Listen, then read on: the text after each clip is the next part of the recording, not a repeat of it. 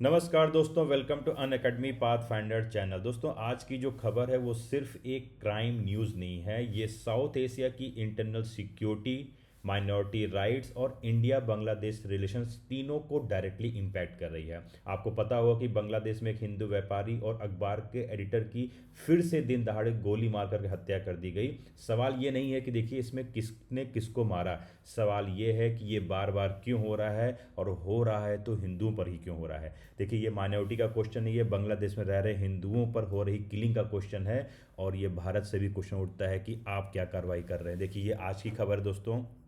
सबसे पहले देखिए, Hindu man killed in Bangladesh, second such incident in 24 hours. 24 घंटे के अंदर दो लोगों को फिर से मार दिया जा रहा है, और मारा जो जा रहा है वो ब्रूटली मारा जा रहा है। और उनको एक इस तरीके से मारा जा रहा है कि एक डर का माहौल पैदा किया जा रहा है। आपने देखा हो कुछ दिनों पहले भी ये खबर आई थी कि Hindu businessman shot dead, women gang rape and Bangladesh एमिड rising attacks on minorities.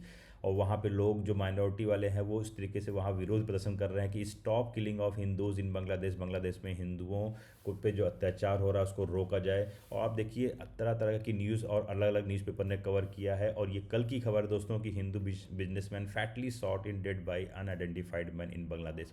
तो ये सारी चीज़ें क्यों हो रही हैं, आइए देखते हैं कि इस घटना के पीछे क्या उसका सीक्वेंस है। सबसे पहले देखते हैं। देखिए दोस्तों, ये दो लोग हैं, शरद चक्रवर्ती और राणा प्रताप बैरंगी। इन दोनों लोगों को कल मार दिया गया 24 घंटे के अंदर। 38 साल के जो राणा प्रताप बैरंगी हैं, दक्षिण बांग्लादेश के एक जसार जिले में रहते थे। इनकी एक आइसक्रीम की फैक्ट्री थी और ये एक लोकल अखबार के कार्यवाहक संपादक भी थे। शाम को लगभग 5:45 पर तीन लोग आते हैं मोटरसाइकिल से, उन्हें फैक्ट्री से बाहर बुलाते हैं और गली में ले जा करके उनके सर के ऊपर तीन गोलियां मारते हैं। और सो दोस्तों, मारने के बाद उनके गले को भी रेता जाता है, सिल्ट किया जाता है। और आप बताइए, क्या ये हत्या है कि एक तरीके से ये प्लान्ड एग्जीक्यूशन है? हाँ।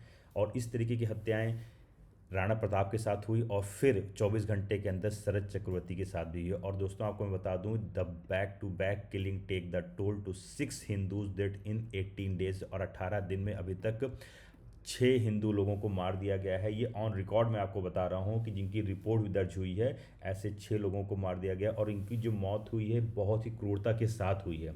आइए देखते हैं पहले पुलिस का क्या बयान है, और उस बयान के पीछे का कॉन्ट्रडिक्शन मैं आपको बताता हूँ कि जो पुलिस बयान दे रही है और उसके पीछे के क्या कॉन्ट्रडिक्शन। देखिए, सबसे पहले पुलिस क्या बोलती है कि the police claim that the investigation is ongoing and suggest the murder may be link to an internal feud within a banned communist. आप सोचिए, पुलिस क्या बोल रही है कि एक कम्युनिस्ट पार्टी है जो हमारे यहाँ सरकार की तरफ से बैन की गई है, उसके द्वारा लगा हुआ मामला लग रहा है। लेकिन आप बताइए दोस्तों, अगर ये इंटरनल पॉलिटिकल वायलेंस है, हाँ, if this was internal political violence, तो आप बताइए इतनी एक्सट्रीम ब्रुटलिटी हो सकती है कि विक्टिम के गले को काट दिया जा रहा है? पहला क्वेश्चन।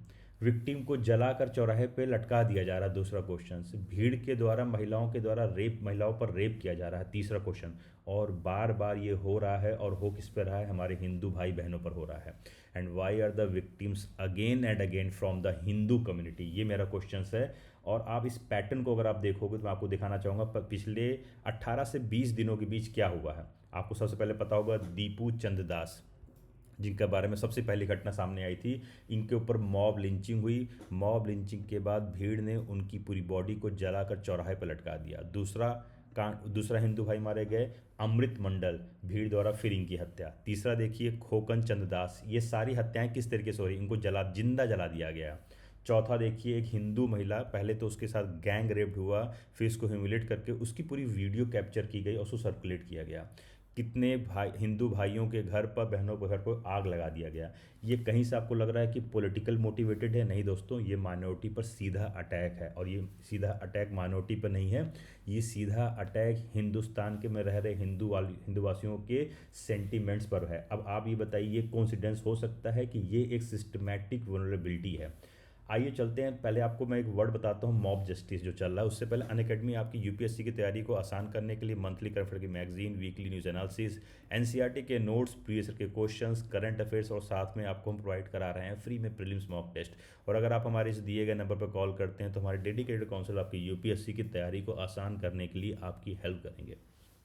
चलिए दोस्तों, जल्दी से टॉपिक पर आते हैं और देखते हैं कि मॉब जस्टिस क्या है पहले, और ये इतनी ज़्यादा डेंजरस क्यों हो। देखिए, सबसे पहले देखिए मॉब जस्टिस होता क्या है। उसमें पहले क्या किया जाता है कि आरोप लगाया जाता है, और एक झूठे आरोप लगाने के बाद उस पर अफवाह फैलाई जाती है, और उसके बाद भीड़ उस फैसले सुनाती है। और ऐसे फैसले क्या होते हैं दोस्तों, जिस पे ना कोई एफआईआर होता है, ना कोर्ट होती है, और ना ट्रायल होता है, और जो विक्टिम है वो भीड़ का हिस्सा बन जाता है। आपने देखा होगा दोस्तों, कुछ दिनों पहले यही पैटर्न जो था, ये पाकिस्तान और अफगानिस्तान में भी चल रहा था, और अब ये बांग्लादेश में भी दिख रहा है। और ये ऐसा तब होता है जब रूल ऑफ लॉ जब टूट जाता है, और सबसे पहले किस पर अटैक किया जाता है, वहाँ पर रहने वाले माइनॉरिटी जो होते हैं उन पर अटैक किया जाता है। इसलिए कहा जाता है कि माइनॉरिटीज़ जो होती हैं वो असुरक्षित होती हैं।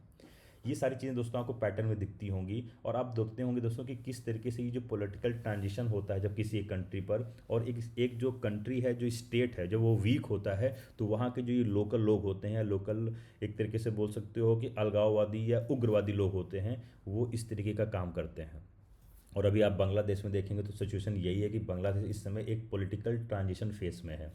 अगर मैं आपको बताऊं, जहां पर इस टाइम पर एडमिनिस्ट्रेशन पूरी तरीके से वीक है, लोकल पावर ग्रुप्स पूरी तरीके से हावी हो जाता है जब सेंट्रल ग्रुप वीक हो जाता है, पुलिस का डिटेंस बहुत ज़्यादा कम है, और आपको जैसे बताया कि एक्सट्रीमिस्ट एलिमेंट्स इम्बोल्डेंड हो चुके हैं, एक तरीके से ताकतवर हो चुके हैं।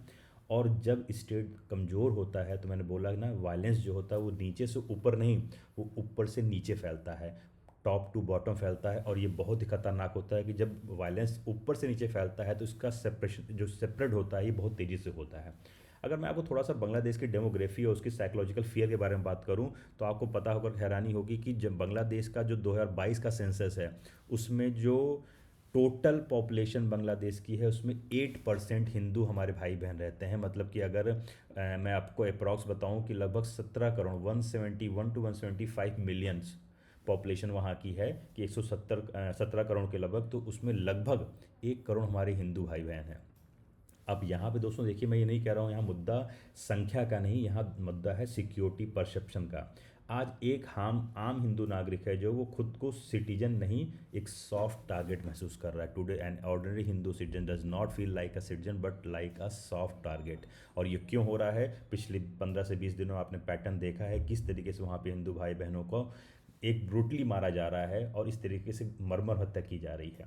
अगर आप से मैं बोलूँ कि इंडिया का ऑफिशियल पोजीशन क्या, देखिए इंडिया ने इस पर ग्रेव कंसर्न जताया है। भारत के विदेश मंत्रालय के अनुसार हजारों घटनाओं की जो डॉक्यूमेंटेड हुई हैं, उन्होंने पूरी रिपोर्ट भेजी है कि किस तरीके से वहाँ पर हिंदुओं पर अटैक हो रहे हैं, और उसको बार बार मीडिया एग्रीगेशन करके डिसमिस किया जा रहा है। ये बयान बहुत महत्वपूर्ण है, क्योंकि बाईलेटरल रिलेशन पर इसका सीधा असर पड़ेगा।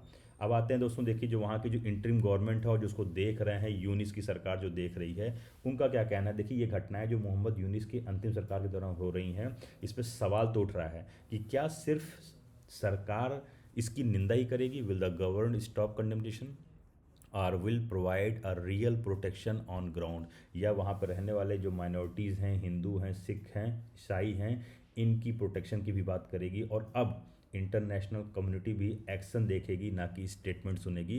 तो ये यूनिस गवर्नमेंट को भी ध्यान देना चाहिए कि उनकी क्रेडिबिलिटी है कि वहाँ की माइनॉरिटीज़ की रक्षा करने की जिम्मेदारी उनकी है। तो दोस्तों देखिए, राणा प्रताप, बैरागी हो या कोई दूसरा हिंदू भाई बहन हो, ये सिर्फ एक मौत नहीं है, ये सिग्नल है एक कमज़ोर लॉ एंड ऑर्डर का, पॉलिटिकल अनसर्टेनिटी का, और माइनॉरिटी इनसिक्योरिटी का। और ग्राउंड रियलिटी ये कह रही है कि अगर ट्रेंड नहीं रुकता है, तो इंस्टेबिलिटी सिर्फ बांग्लादेश तक सीमित नहीं रहेगी। और मेरा आप लोगों से भी एक क्वेश्चन, आप कमेंट करके जरूर बताइएगा कि क्या बांग्लादेश में माइनॉरिटी प्रोटेक्शन सिर्फ पेपर पर रह गया है? अपना ओपिनियन कमेंट कर जरूर बताइए दोस्तों। जय हिंद।